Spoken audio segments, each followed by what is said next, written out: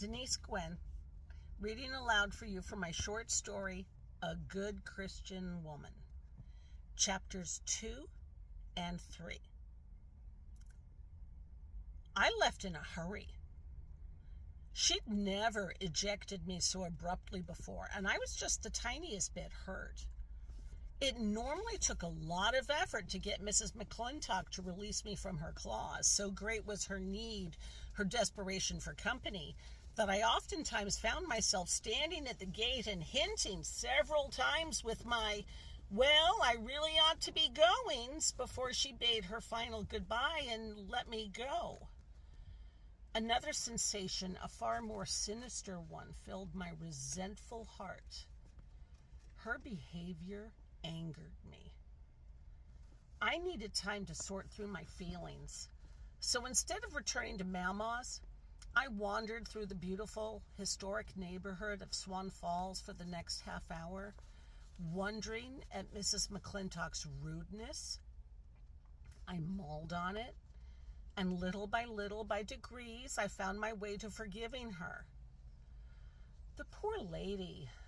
I'd learned that semester in freshman sociology that people facing the end of life sometimes do become less pleasant. Their personality changes. They brood more, engage in regrets, dwell on the what might have beens. I snorted with laughter. As hungover as I'd been at those early morning classes, it's a wonder I recalled even that much of it, but Ben had been so good about making me study. I couldn't envision Mrs. McClintock as an 18-year-old girl. Now my Mama? My earthy, sometimes foul-mouthed Mama? Yes, I could see her as an 18-year-old girl, but Mrs. McClintock? No, not at all. Some people were old even when they were young. Chapter 3. The temperature dropped, my earlobes stung, the snot in my nose froze, and my fingers and toes throbbed. Time to head back to Mama's. I'd walked all the way up to Bower when I decided to turn back. As I reached Morningside, I faced a decision between two different routes. If I took 3rd Street, I'd avoid Mrs. McClintock's house and could duck into Mama's kitchen via the alley. But a strange sensation pulled me toward Meridian Street, and so I turned in that direction. I slowed as I reached Mrs. McClintock's backyard. I stopped at the gate and studied it. She and her husband had never addressed the steep incline of their backyard. It sloped down to a creek that fed into the east fork of the Little Parkersburg River. When I was little, the neighborhood kids and I sledded down her hill, crashing into the water and freezing our little nuts off. Children didn't sled down her hill anymore. I glanced at the garage. The door was open. Mrs. McClintock's car was gone, so there was no fear of her catching me. I studied the yard. Something looked wrong, out of place. There.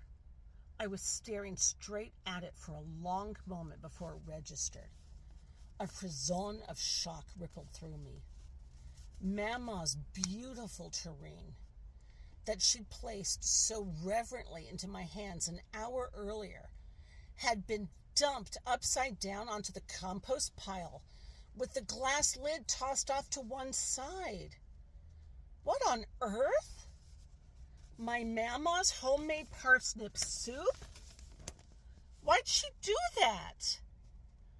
My heart flared with rage.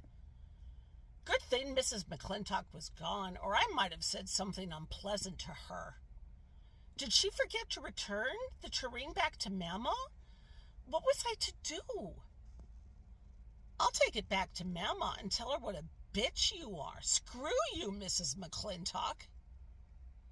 I looked around me to make sure nobody was watching. Not a soul. I unlatched the gate, hurried across the backyard to the compost pile and bent over the upended tureen, still warm to the touch. The last vestiges of Mama's parsnip soup dribbled onto the rotted vegetables. Mama's parsnip soup that she made from scratch and with such loving care, tossed away like trash? What on earth, Mrs. McClintock?